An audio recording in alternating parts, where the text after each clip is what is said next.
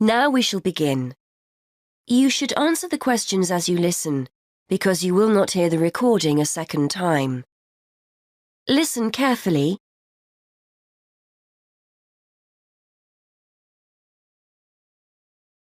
Good morning.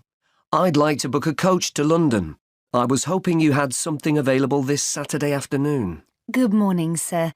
Take a seat and I'll just check for you. Yes, we still have several free seats for Saturday. Where will you be leaving from? There are 3 pickup points in town: Main Street, Centenary Square, or the Central Bus Station. From Centenary Square, please. That's easier for me to get to than the bus station. And what time would you like to leave? There are coaches on the hour every hour, from 12 through till 6 p.m. Well, I'm meeting someone at the station in London and I need to be there for 4:30. So, which one would you recommend?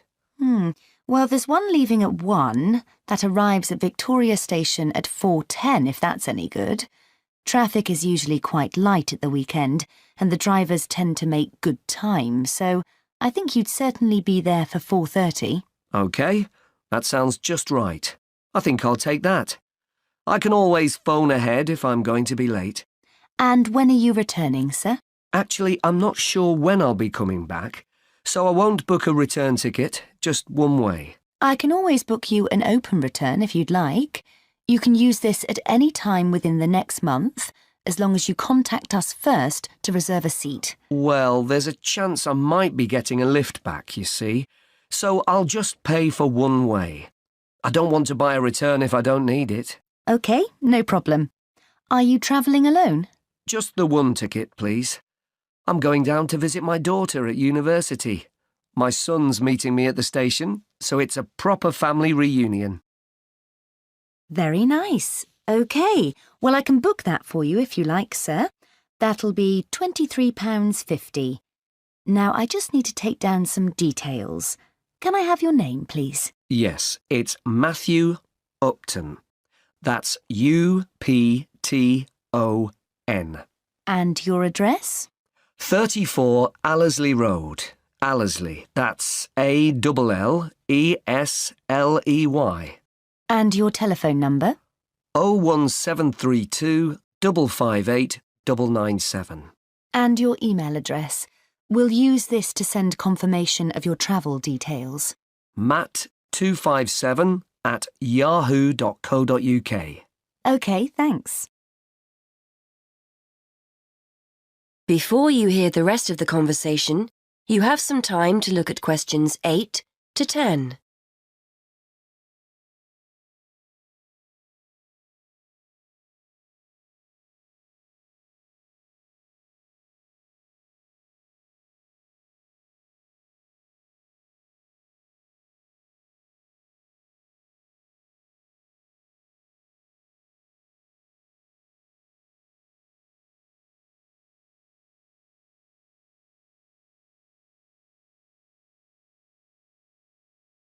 Now listen and answer questions 8 to 10.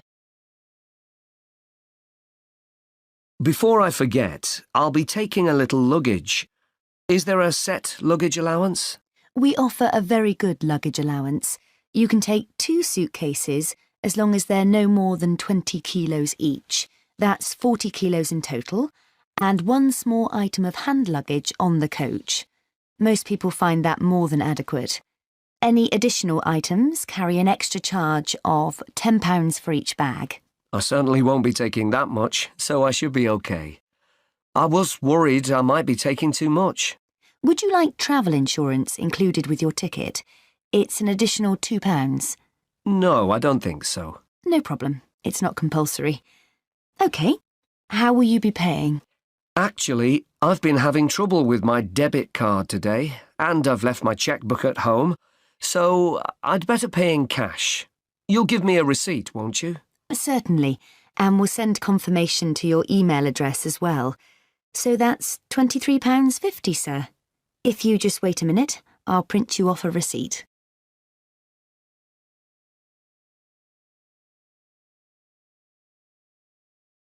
That is the end of part 1.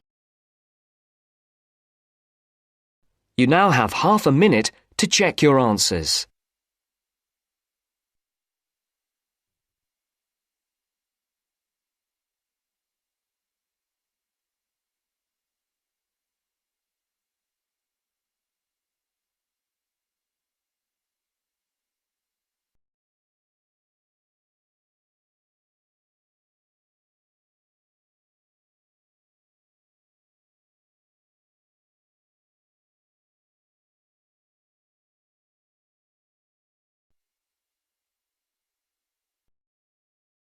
Now turns to Part 2. Part 2. You are going to hear a guide named Matt who is introducing their trip in Wildlife Haven. Now you have some time to look at questions 11 to 15.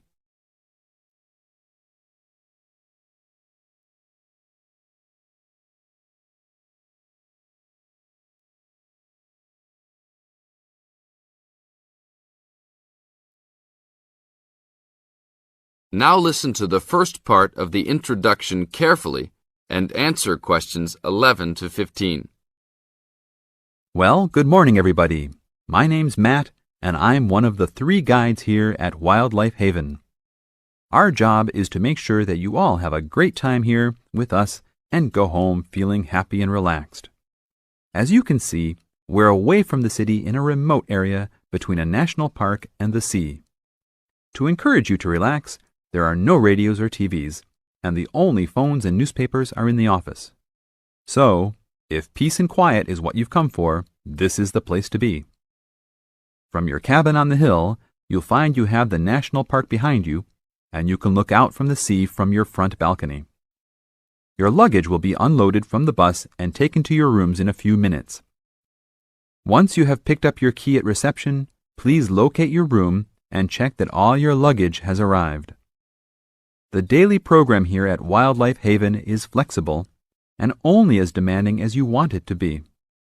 You should each have a brochure setting out the facilities and various walking tracks you can take. And on the bus, you are given a green sheet setting out a number of group tours in the coming week. If you want to join any tour, just write your name and room number on the relevant sheet along the wall here. Tomorrow, there is a beachcombers and rock hoppers tour exploring marine life in the rock pools along the beach. Or, if you'd prefer to go inland, there's a guided forest walk that takes you off the walking tracks. If you want to catch some lunch, you could join the beach fishing expedition.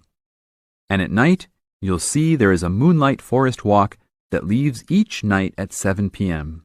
So there is plenty to choose from at Wildlife Haven, and of course, that includes just sitting on your balcony watching the waves roll in. But I would recommend my favorite tour, the Waterfall Walk.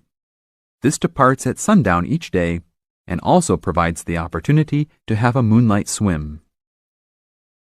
Now you have some time to look at questions 16 to 20.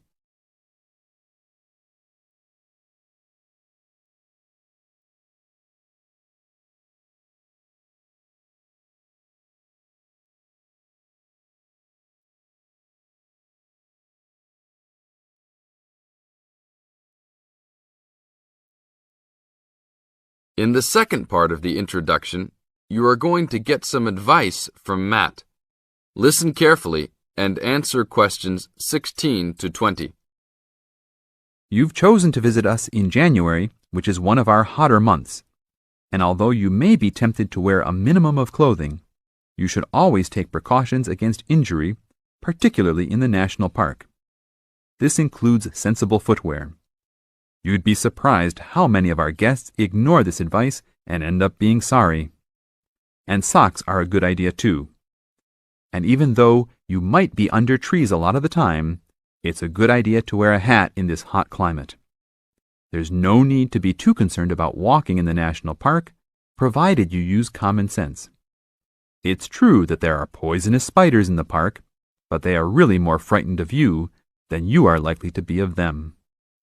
I should also warn you against eating any wild berries. Some are edible, but you should avoid them all. We'll provide all the food you can eat. Well, that's about all for now. Dinner is from 6 to 8 p.m. in this building.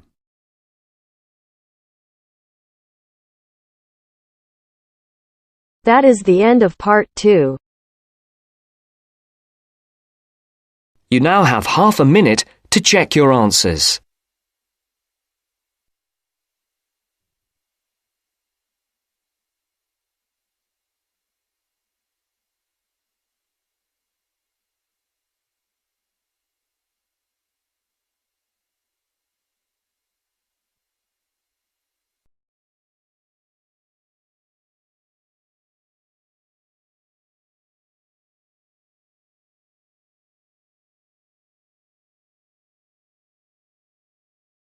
Now turns to part 3.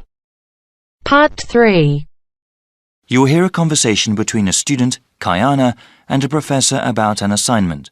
First, you have some time to look at questions 21 to 27.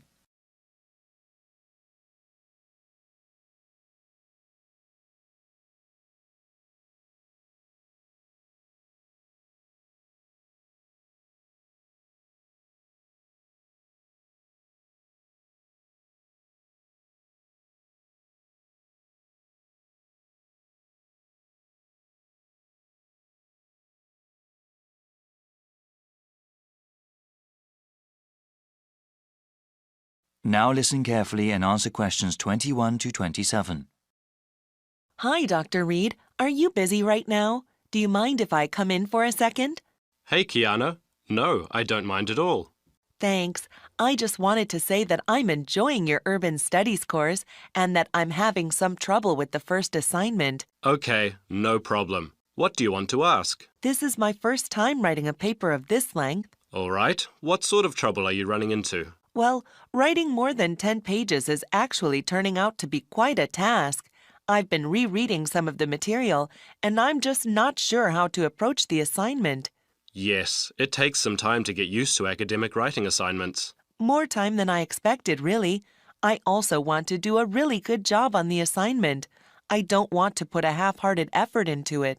I'm glad to hear that. I'll say that these assignments get easier to manage as time goes on. That's a small relief. I mean, it gets easier to plan the assignment and to organize one's time, but it still takes hard work and a sincere effort to produce a good piece of academic writing. My role is to guide you to the readings I think are the most relevant and to give you tips on managing your time. Okay, could we talk about the readings then? Sure, we can go over them. I guess I want to ask about the Coal House text first. It seems like a pretty interesting book. But sometimes a bit over the top, no? I would recommend reading just the first part of the book. It's the most relevant to the assignment that I gave you. The rest of the text goes on about a topic we will cover later in the semester. All right, I'll just read the intro then. As for the Peely article, oh, did you read that one? Yes, I accessed it online and then printed it out. Okay. I would recommend you review that again. Also, remember what I said about the Liebskid article? I think you told the class to focus on the research methods, right? Yes. She approaches the problem in an innovative way. Let's see. For the Gary article, I think you should... Let me see. I think it would be best for you to read just the conclusion. Just the conclusion. I see. Yes, I would ask you to read the whole thing, but this way would be more efficient. Speaking of which, you should not bother reading the Wolfson article. Yeah, it didn't seem particularly relevant to the topic. Let's see. Any other reading you wanted to talk about? Let me see. Yes, the Cudler article. What do you think of that one? Ah, yes. How could I forget? That one is pretty central to the topic. I really think you must go over it again. Before you hear the rest of the conversation, you have some time to look at questions 28 to 30.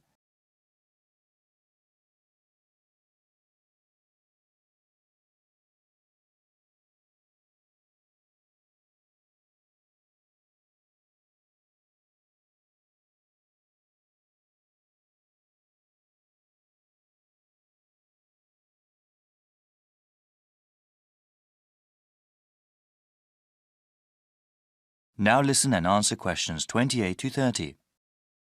All right. Is there anything else you wanted to ask about? Yes, I wanted to ask about the line graph that you provided. It seems that the legend identifying the different parts is not there. Ah, it must not have been photocopied correctly. Here, let me explain them. They all represent percentages of the population in Manassas, okay? Line 1 here at the top is the percentage of people who were born in a foreign country. Born outside the country. Okay, and this one? The next line down, line 2 refers to the percentage of people with citizenship. All right, got it. Those making a middle-class wage are represented by the 5th line down. Okay, middle-class wage earners. And the line number 4? That is the percentage of people with a college education or higher. All right, and the one in the middle? That one is the percentage of population who are married and have children. Got it. Thank you so much, Dr. Reed. I really appreciate your help.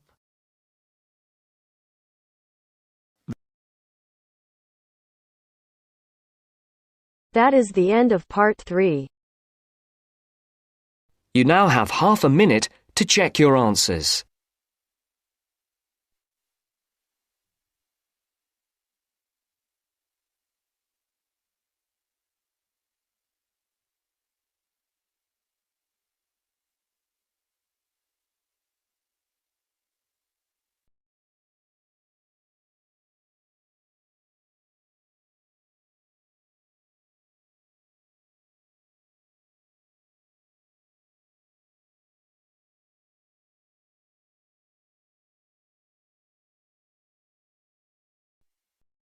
Now turns to part 4. Part 4.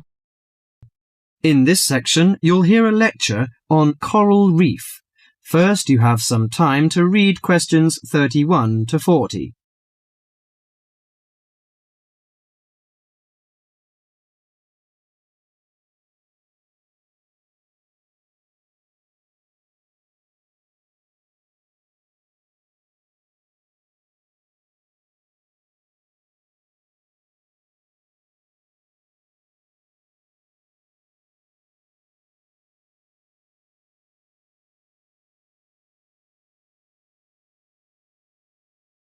Now listen carefully to the lecture and answer questions 31 to 40.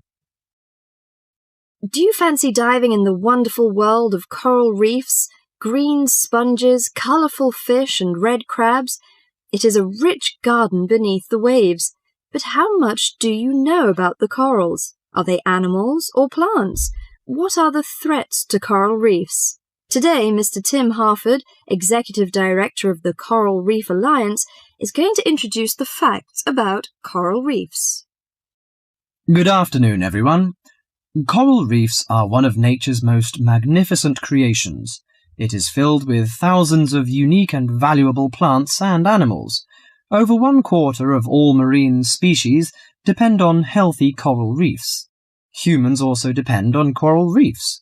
These marine ecosystems are the primary source of food and income for millions of people, a vast repository of valuable chemical compounds and medicines, and a natural wave barrier that protect beaches and coastlines from waves and storms. Coral is actually the exoskeletons of coral polyps. Made from limestone, these skeletons build up over time, forming the reef. New corals are born each April. At a certain hour, on a certain night, mature corals suddenly release clouds of eggs and sperm into the sea. After the fertilized eggs take root on the seafloor, they can grow up to 15 centimeters per year.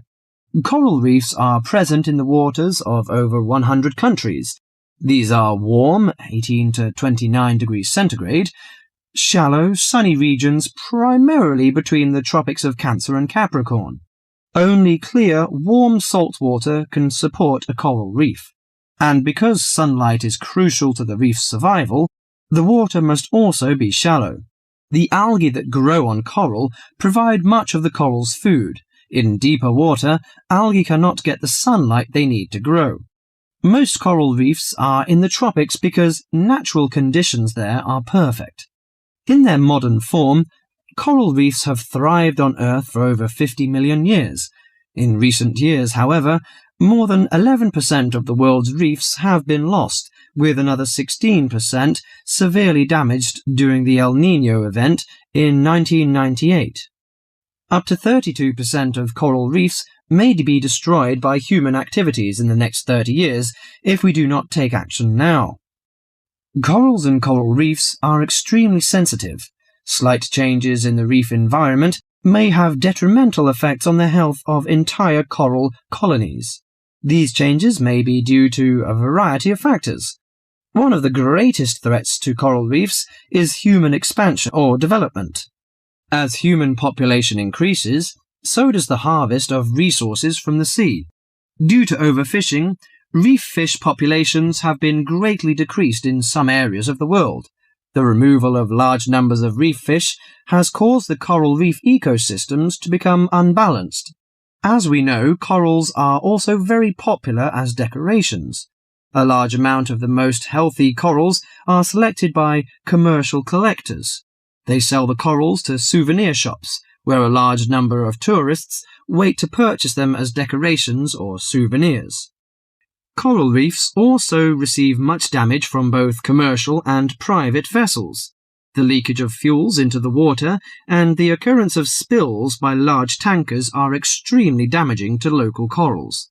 Although much of the coral reef's degradation is directly blamed on human impact, there are several natural disturbances which cause significant damage to coral reefs. The most recognized of these events are hurricanes or typhoons, which bring powerful waves to the tropics. These storm waves cause large corals to break apart and scatter fragments about the reefs. Home to a diverse community of creatures, coral reefs are underwater treasure chests of colour and activity. Predators and prey swim and crawl among the coral in nature's never-ending dance of life and death. This lively, fascinating world beneath the waves is just waiting to be explored. That is the end of part 4. You now have half a minute to check your answers.